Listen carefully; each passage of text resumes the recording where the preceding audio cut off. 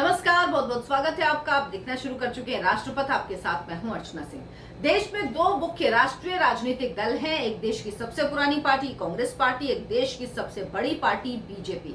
कांग्रेस के सबसे बड़े नेता राहुल गांधी हैं। भारतीय जनता पार्टी के सबसे बड़े नेता प्रधानमंत्री नरेंद्र मोदी हैं। पिछले 9 साल से देश के प्रधानमंत्री हैं और उसके पहले 2001 से 2014 में प्रधानमंत्री पद का बीजेपी का उम्मीदवार बनने से पहले, एनडीए का उम्मीदवार बनने से पहले तक वो मुख्यमंत्री थे।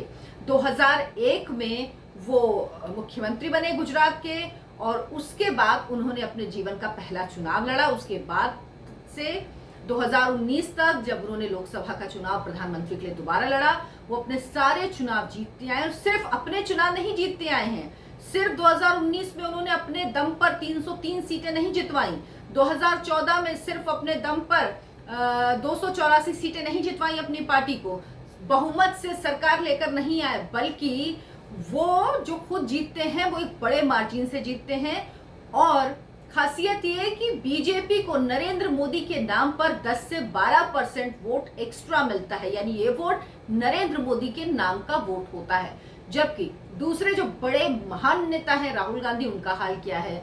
राहुल गांधी के पास आप उनका इतिहास देखिए। 2004 में उन्होंने पहली बार लोकसभा का चुनाव लड़ा। 2004 और 2009 में यूपीए की सरकार आई, लेकिन 200 सीट हासिल नहीं कर पाई। हालत ये कि खिचड़ी सरकार रही और 2014 में तो बुरी हालत हो गई, 44 सीटें मिली।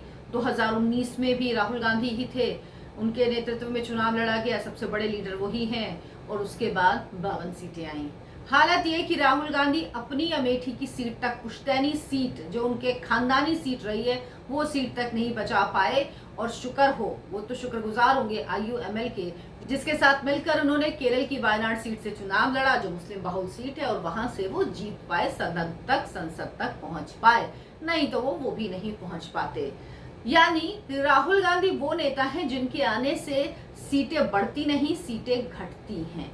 सीटें कम होती हैं। राहुल गांधी कभी कोई चमत्कार नहीं दिखा पाए।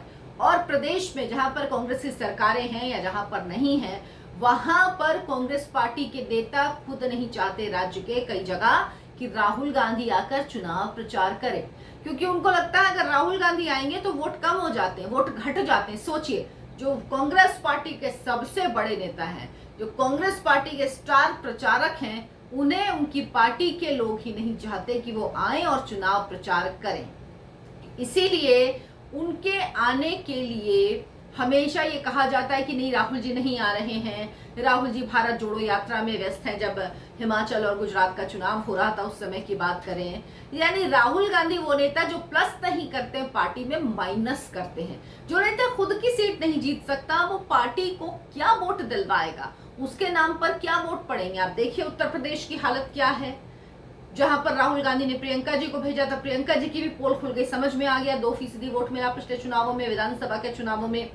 हालांकि राहुल गांधी से सबसे ज्यादा डर लोगों को क्या है, राहुल गांधी कब क्या बोलेंगे, ये खुद राहुल गांधी को ही पता नहीं होता। ये इसलिए भी क्योंकि उनके सलाहकार राजनीतिक लोग नहीं, बल्कि एनजीओ के लोग हैं। एनजीओ जो लिख के देती है, राहुल गांधी को ही बोल देते हैं, और उसमें ही मैं पक्का बता रही हूँ आपको, गड़बड़ जरूर करते होंगे। लेकिन अब इन लोगों के पास भी राहुल गांधी से बेहतर एजेंडा उनका चलाने के लिए, नैरेटिव सेट करने के लिए और कौन व्यक्ति मिलेगा, तो राहुल जी इसीलिए उनके नैरेटिव में फिट बैठते हैं। फिर राहुल गांधी इतने फर्माबरदार हैं उनके कि चाहे बात देश में हो या देश के बाहर हो, वो जाकर भारत की बुराई, नरेंद्र मोदी की बुराई, भारत के लोकतंत्र की बुराई, भारत के संवैधानिक संस्थाओं की बुराई करने से कभी गुरेज नहीं करते। बिल्कुल बताई हुई लाइन और लेंथ पर चाइना जैसे देशों के जो और एनजीओज वहां से चलती हैं, या और जो अमेरिका से जॉर्ज सोरोस टाइप की जो एनजीओज होती हैं, मुझे नहीं पता उनका उनसे संबंध है या नहीं है, या क्या है क्या नहीं, लेकिन भाषा वो वही बोलते हैं। जो वो सनातन के लिए बात कहते हैं वही राहुल गांधी के जब इंडिया अलायंस के लोग कहते हैं, तो राहुल गांधी हर विषय पर बोलते हैं, लेकिन इस पे उनकी जुबान सिल जाती है। उन्होंने एक बार कहा, उदयनिधि मारन ने जो कुछ कहा, उन्होंने एक बार कहा प्रियंका खड़गे, वो तो उनकी पार्टी के ही हैं, उन्होंने जो कुछ कहा।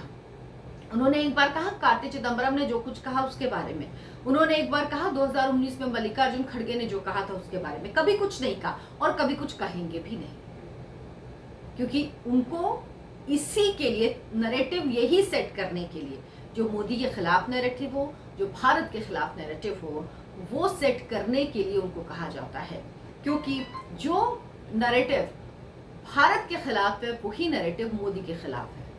क्योंकि जब तक मोदी है तब तक भारत आगे बढ़ता रहेगा, मजबूत भारत और मजबूत होता रहेगा नरेंद्र मोदी की अगुवाई में।